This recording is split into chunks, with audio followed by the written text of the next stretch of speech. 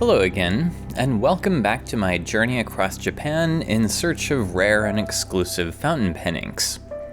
After spending a couple of nights in Fukuoka, we hopped on the train once again and left the island of Kyushu and headed up the southern coast to Hiroshima. After quickly checking into the hotel, we headed into the city to the Atomic Dome, which happened to be not far from one of the pen shops that I wanted to visit. It's a remarkable sight, but it was also thick with crowds of other tourists, and so were the surrounding acres of monuments and fountains and museums, so it didn't have the same impact as Nagasaki for me, but I was glad that I had gone, and I'm glad that so many other people do too. And I didn't actually make it to the ink shop that day. Instead, we visited the local castle and then just walked around the city. It turned out that Hiroshima was a wonderful place to look into the quiet corners and find pretty little cityscapes and vignettes of daily life that, to me at least, were really beautiful. My plan was to go to the ink shop in the morning.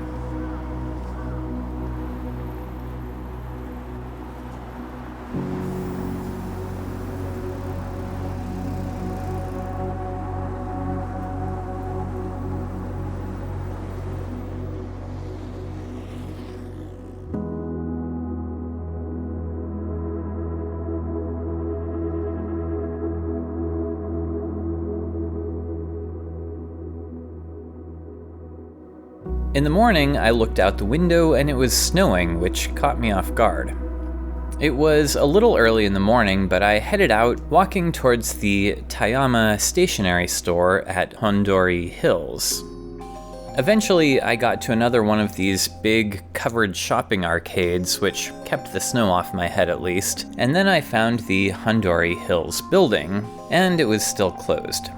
For a moment, I watched the lights come up and someone start sweeping the stairwells, but then I went and hung out in the Mr. Donut for a little while until it opened.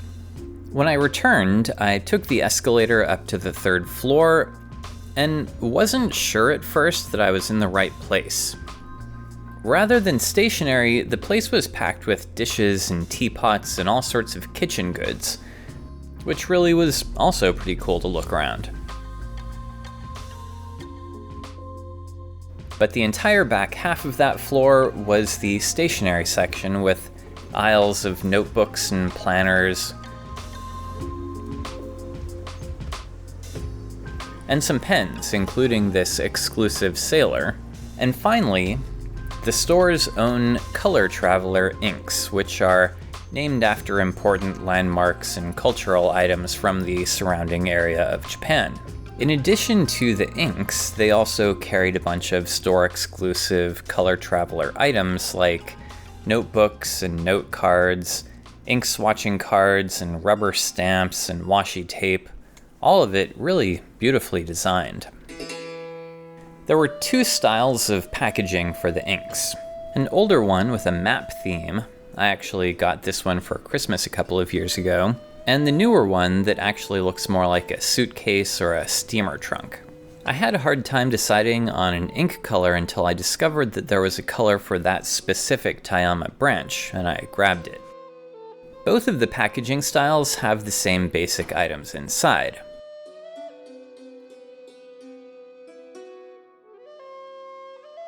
There's a little bottle that you can fill if you're traveling and don't want to carry the full-sized bottle. There's an eyedropper.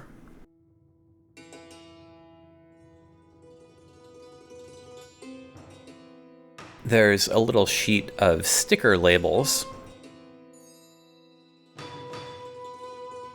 And finally, there's the bottle of ink. I love the shape of these bottles. They're unique to the brand as far as I know, and they feel really nice in the hand. The surface of the bottle is divided into 12 facets, and they look really nice too. I like how they catch the light as you turn it. What I wasn't expecting at the end of the same shelf were the Hiroshima Inks. There were 20 different colors, and they cost only 880 yen, about $5 each. If I'd had more space in my luggage, I'd have probably grabbed them all, but I didn't, so I only picked one. This one is called September Leaves. So let's take a look at these, starting with the Color Traveler. I'm going to swatch this ink on my color ring, on Usari, on Tomoe River, and on Ivory Midori MD paper. And for those of you who haven't seen every single one of my videos, I actually made all of these little swatch books myself, except for the color ring. I will link to the video about those on the screen here. Well, this is a really vibrant lime green. I love it. When I was a kid, I had this set of magic markers with a green like this, and it was my favorite color in the box. This color is very similar across all 4 papers, and it remains really vibrant when it dries. When I write with it, there's a nice amount of shading too. What a nice ink. Okay, this September Leaves Hiroshima ink is also a green. Let's see how different it is.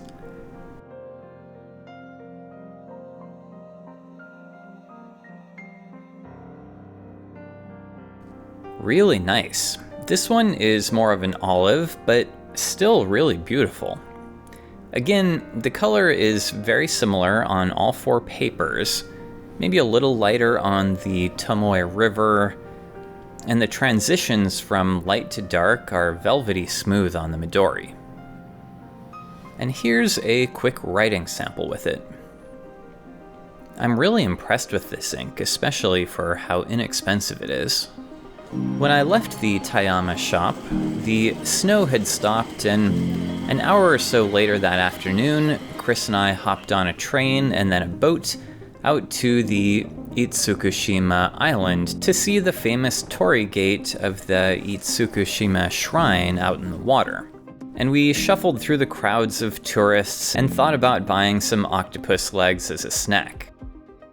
School children took the opportunity to ask Chris about his favorite things about Japan, and he took the opportunity to practice his Japanese. Itsukushima is a holy island full of shrines and temples, and they were as fascinating as you might expect.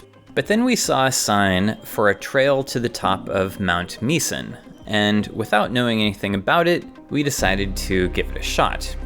Turns out that there are several trails, and we accidentally took the most difficult one. Over 2,000 stone stairs straight up the side of the mountain, pretty much.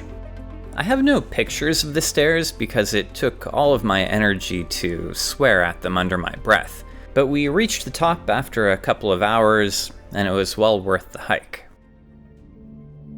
We got back down just in time to see all of the restaurants and food stalls closing up for the day, and to see the torii gate during low tide at sunset.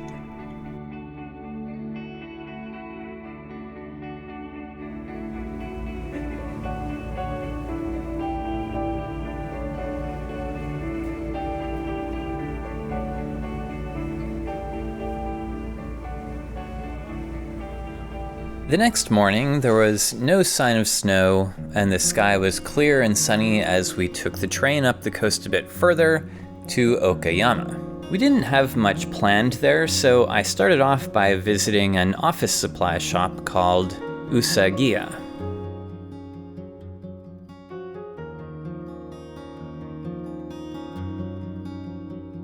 Usagiya had a lot of nice notebooks and paper,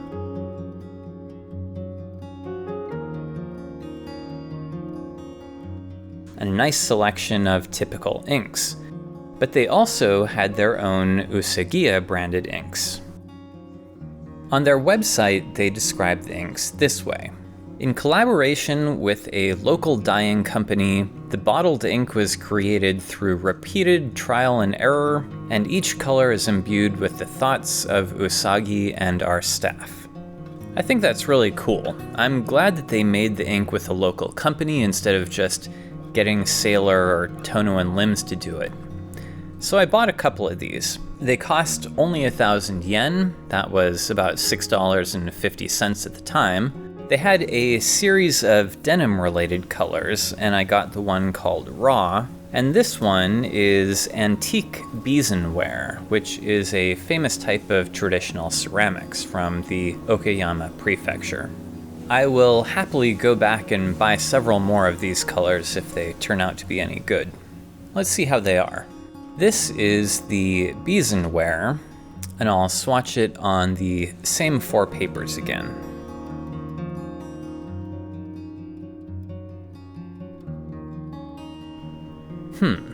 This ink is a little bit on the thin side, a little watery.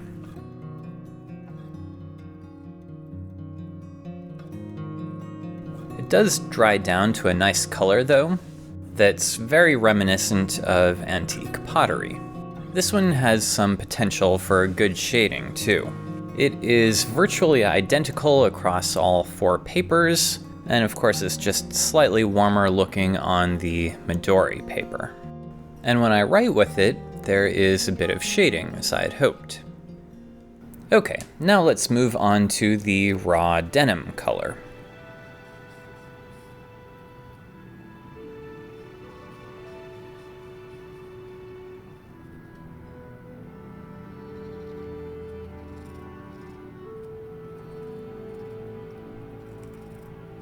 That's a nice dark blue, kind of an indigo color, although a little blotchy here and there. Of course, that wouldn't be an issue from a pen. Very similar color on all of the papers, but a little bit more washed out looking on the Tomoe River. This ink was drying slowly, so I left the swatches to dry overnight, and as you might be able to see, they're still wet here, half a day later, so that's something I'll have to look out for when I put it in a pen, but I haven't had a chance to do that yet. After Usugiya, we walked over to the Okayama Castle. Last year, I stopped in at the massive white Himeji Castle, which is known as the White Egret Castle. Okayama Castle is the opposite. Its walls are black and it's known as the Crow Castle, and it's a reproduction of the original structure that was destroyed in World War II, but it's still a really stunning building. By this point in the trip, we had decided that we wanted to visit all 4 of the major islands of Japan. So the next morning, we took a train out to the city of Takamatsu on the island of Shikoku.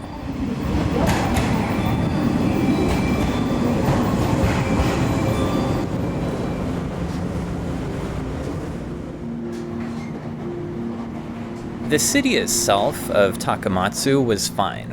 We visited what was left of their castle, which amounted to a garden and some foundation stones, and we took a walk out to a stationery shop called Bungu Saikatsu Takamatsu, that is, Stationary Life Takamatsu. On the sign, it's also called Ritorno Takamatsu, and it turned out to be a large, beautiful stationery shop with a nice selection of inks.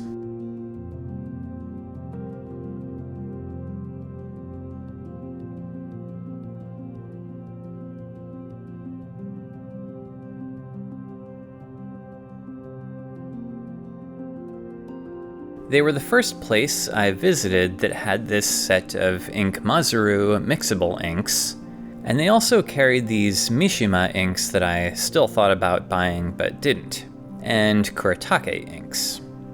They had all of the Sailor Ink Studio inks, and the other usuals from Pilot and Sailor. And these are the store-exclusive Shikoku colors.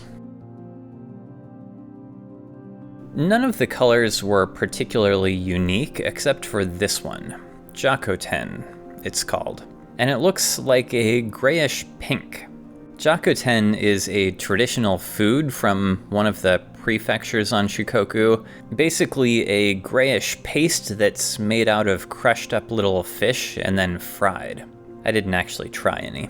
They also had 5 inks made by Ink Masaru, which I seem to have missed on camera, but one of the inks in this section was this one, a mandarin orange themed ink that was packaged in one of these little mesh bags that you might find the fruit in at the grocery store. The ink is called Wakayama Mandarin Orange, and I thought that was pretty clever, and I'd been seeing a lot of oranges on the trees, so I bought it, even though Wakayama is not on Shikoku. So let's take a look at these two inks, starting with the Jakoten.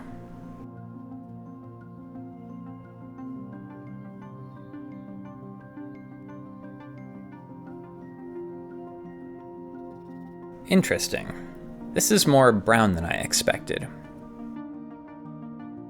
Okay, now that these are dry, on most of the papers, this is a cool brown. In fact, it's remarkably similar to the Besenware ink that I just swatched, except for on Tomoe River. On that paper, it's significantly more pink and purple, which is closer to what I was expecting from this ink. It's a really interesting color in those dark areas. That's pretty cool. And finally, it's time to move on to this Mandarin Orange ink. I hope there's a way to open this without destroying the net. Yep, no problem.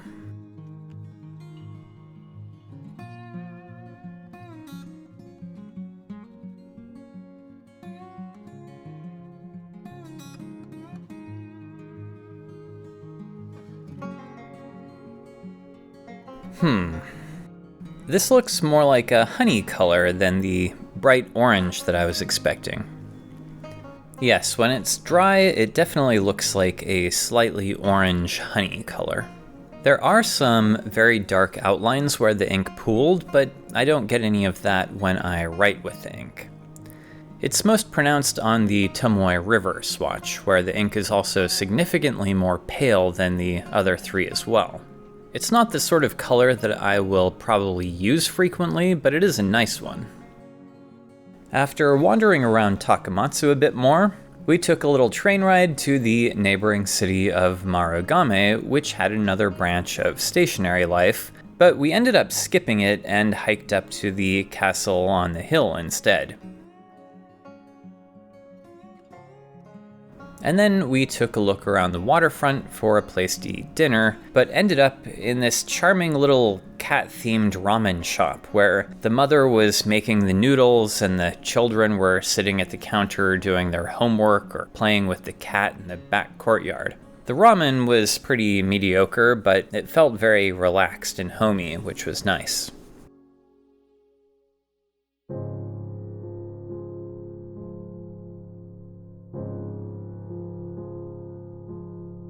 The next morning, we left Okayama and headed towards Himeji, Kobe, and Osaka. But that will all have to wait until the next video. If you'd like to see that part of my journey, don't forget to subscribe to my channel, and I'll see you back here again soon with the next video. I do have one other video planned before the next one in the Japan series. Take care everyone, and enjoy your fountain pens and ink.